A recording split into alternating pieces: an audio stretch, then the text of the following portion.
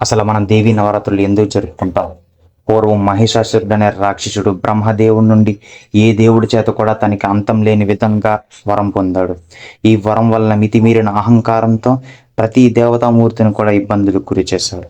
ఈ విషయం తెలుసుకున్న త్రిమూర్తులు ఆది పరాశక్తిని ఉద్భవించారు. శివుడు తన త్రిశూలాన్ని, బ్రహ్మదేవుడు తన కమండలాన్ని, ఇంద్రుడు తన వజ్రాయుధాన్ని అమ్మవారికి ప్రసాదించారు. వీటితో అమ్మవారు యుద్ధం చేస్తుండగా ఇది తెలిసిన మహిషాసురుడు ప్రతిరోజు యుద్ధంలో తన రూపం మార్చుకుంటూ ఆదిశక్తిని గాయపరిచేవాడు. ఈ విషయం తెలుసుకున్న అమ్మవారు కూడా తన వివిధ రూపాలు మార్చుకుంటూ మహిషాసురుడితో పోరాటం చేసే 9 రోజులు జరిగిన ఈ భీకర యుద్ధం తర్వాత 10వ రోజు ఆదిపరాశక్తి మహిషాసురు మర్దని రూపంలో మహిషాసుని సంహరించింది. అయితే ఈ యుద్ధం తర్వాత కూడా అమ్మవారి ఆగ్రహం ఎక్కడ కూడా తగ్గలేదు. దీనికి ప్రతిఫలంగా దేవతామూర్తులు, మానవులు అమ్మవారికి పూజలు మొదలుపెట్టారు. ఈ పూజల్ని ఇప్పుడు కూడా కొనసాగుతున్నాయి. వీటినే మనం దేవి నవరాత్రులుగా పూజిస్తాం.